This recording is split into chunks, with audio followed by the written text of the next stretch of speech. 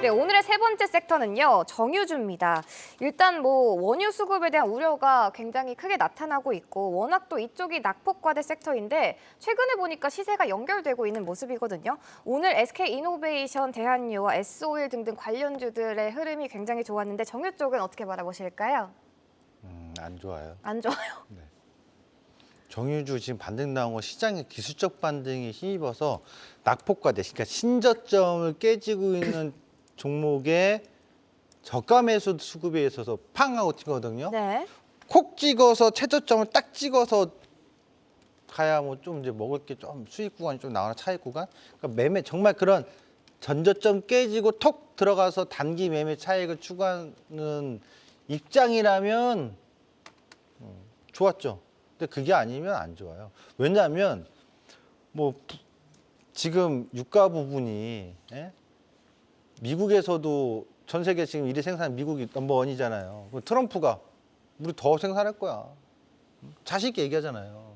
그럼 뭐 공급에 있어서는 뭐 큰 문제 안 되거든요. 유가가 지금 경기가 확 호전되고 막 모멘텀이 좋아서 유가가 다시 막 100달러 쭉 가는 시기 아니거든요. 네.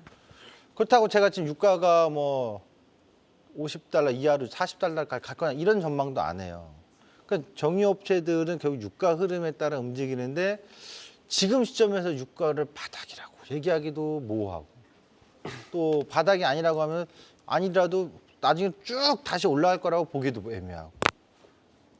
우리나라 지금 석유화학 일반 석유화학 쪽하고 이 정유업체들이 중국의 둔화 우려 경기 중국 영향력에서 정말로 주가의 어떤 모멘텀이 긍정적으로 상승의 모멘텀 끌고 갈 수 있는 것이 상당히 부재하거든요. 그래서 저는 정유주의 상승은 굳이 뭐 좋게 표현할 이유는 없지 않나. 냉정하게 본다면 뭐 올라와주면 감사한 일이겠지만 굳이 여기에 손을 내밀면서 초이스할 필요는 없다. 저는 이렇게 봅니다. 알겠습니다. 우리 최수창 파트너는 호불호가 참 확실합니다. 이렇게 정유주는 보수적인 관점이신 것 같은데 그렇다면 우리 강재원 파트너 마찬가지로 정유주 보수적인 관점으로 바라보시나요? 아닌 것 같아요. 표정이. 그러니까요. 아니죠.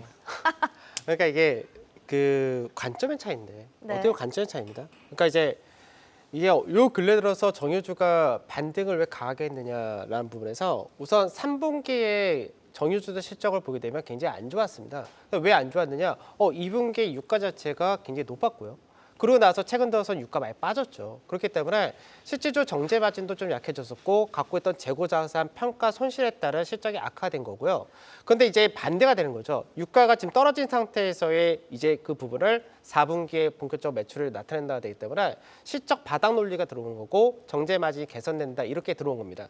그런데 여기서 또 한 가지 생각해야 될 부분은 트럼프의 전통적인 이제 에너지 사업을 육성한다는 그 정책. 그러니까 트럼프 어떻게 보면 정책에서는 정유주들의 전통적인 에너지 화학 사업이기 때문에 그 이쪽에도 수혜로 이렇게 부과가 되기도 합니다.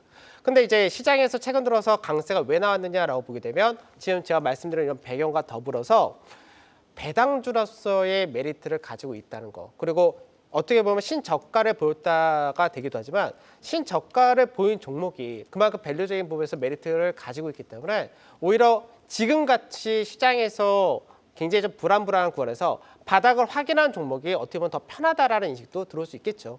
그렇기 때문에 지금 시장에서는 저점을 깼다가 올라온 종목이 이게 저점 깼으니까 안 좋은 종목이야 이런 관점이 아니라 시장에서 지금의 시장 성향상 이런 종목들도 오히려 지금은 저가 매수와 배당 투자라든지 여러 가지 시장에서의 트렌드에 맞춰서 이것도 움직이는 하나의 틀이다라고 생각하시는 게 좋을 것 같습니다. 알겠습니다. 배당주로서의 메리트를 가지고 있는 정유주. 그렇다면 종목을 조금 추려보자면 어떤 종목을 조금 트레이딩 해보면 좋을까요?